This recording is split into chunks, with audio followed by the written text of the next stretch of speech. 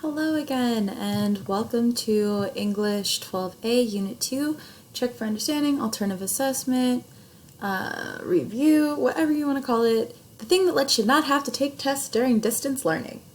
So for the review for this one, follows the same format as Unit 1, so that's pretty nice. First things first, we have the vocabulary review. So number 1, identify the vocab terms that best fit the blanks in the following sentence. Mallory stared in shock at the blank in her, Mallory stared in shock at the one her niece had in engaging in heated, loud, and disrespectful impediments with her aunt at the grocery store over a bucket of ice cream. That's option A. Option B, Mallory stared in shock at the prodigal her niece had in engaging in heated, loud, and disrespectful concord with her aunt at the grocery store over a bucket of ice cream. C, Mallory stared in shock at the gall her niece had in engaging in heated, loud, and disrespectful contention with her aunt at the grocery store over a bucket of ice cream. Or D, Mallory stared in shock at the whither her niece had in engaging in heated, loud, and disrespectful languished with her aunt at the grocery store over a bucket of ice cream. So those are the different options. I'm not going to do that for everyone, but I'm just going to read it out loud for you now so you can hear what it sounds like.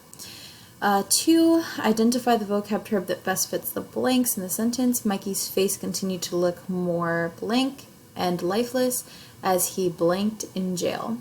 So your options are A, wan and languished, B, wither and concord, C, prodigal and contention, or D, gall and impediments. The next section is grammar. So for grammar, it says which sentence uses comparative form of adjective correctly.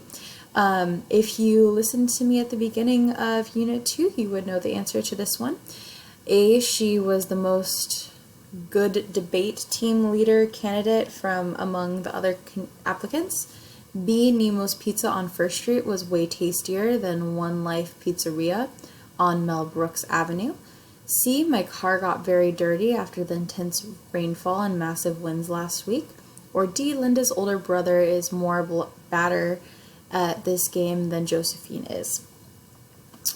4, which sentence uses the superlative form of the adjective correctly? A, Albert Einstein is the most smart scientist of our time. B, New York can be quite crowded and busy during the holidays. C, the Flash is the fastest hero on the planet. Or D, with enough practice I can be better than Paul on the swim team. 5, which sentence displays a subordinating conjunction? A, I'd like to go to either Universal Studios or Disneyland during spring break. B, even though my younger sister was being a nuisance, I still love her and care for her deeply. C, soccer is my favorite sport. My father enjoys basketball as well. Or D, I seriously studied for the geometry test so my grades improved quite significantly. That's the grammar. Next is the general concept review. You have to match the descriptors with their match the descriptors with their literary concepts.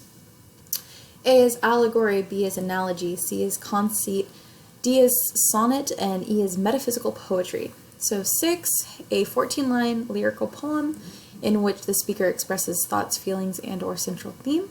7, a philosophical work that involves questions about life, death, existence, reality, etc. 8, a story in which the characters, setting, events, etc. are symbolic as they can embody certain virtues, qualities, or thematic values.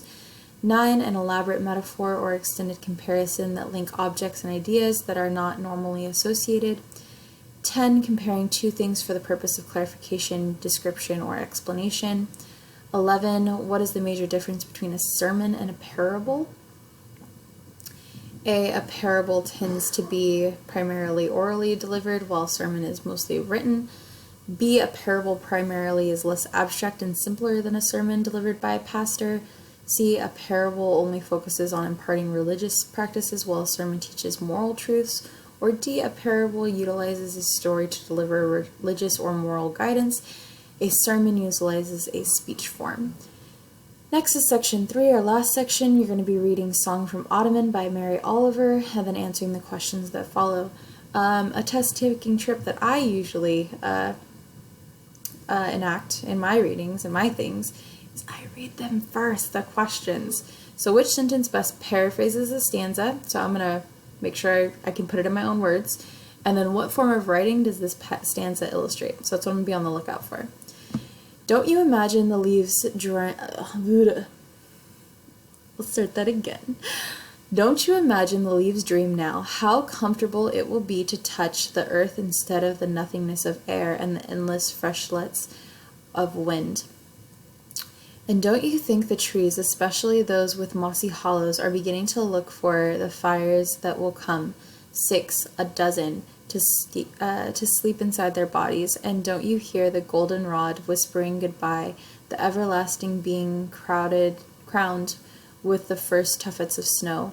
The pond stiffens, and the white field over which the fox runs so quickly brings out its long blue shadows. The wind wags its many tails, and in the evening the plied firewood shifts a little, longing to be on its way. So is this stanza a pastoral, a psalm, a sonnet, or a parable? You have to figure that one out. And then try to paraphrase it with one of these. So fall is joyful, inviting, pleasant time of year for animals and plants alike. Fall signals the need for homeowners to begin breaking up leaves and maintaining their yards. C, fall represents the start of the end of life, vibrancy, and energy of living things. Or D, fall symbolizes a time for families to spend more time with each other. So go through, try that. This is the absolute last one. So what I'm really looking for, which of the following lines from the poem best reflects the idea of carpe diem? So what's carpe diem? I might look that up right now because I need to know. What universal theme does the poem suggest? So I might need to look up universal theme if I don't know what that is. Oh, mistress mine, where are you roaming? Oh, stay and hear your true love's coming. That can sing both high and low, trip no further, pretty sweeting. Journeys end in lovers' meeting, every wise man's son doth know. What is love? 'Tis not hereafter, present mirth hath present laughter. What's to come is still unsure, in delay there lies no plenty. Then come kiss me, sweet and 20, youth's a stuff will not endure. So, which one best reflects the idea of carpe diem? Oh, mistress mine, where art thou roaming? A. B. That can sing both high and low. C. Every man's wise son doth know. Or D. In delay there lies no plenty. 15. What does universal theme of this poem suggest? A. Youth and beauty are fleeting, so enjoy being in love now. B. People can be hard to trust, so it's best to be independent. C. Don't judge people based on their appearances, instead look at who they are on the inside. Or D. Greed and jealousy only lead to one thing on a path to self-destruction. So there you go. That's Unit 2, and you should be done with that. And then now you're going to be moving on to Unit 3. Awesome, good for you. Almost halfway through the first semester.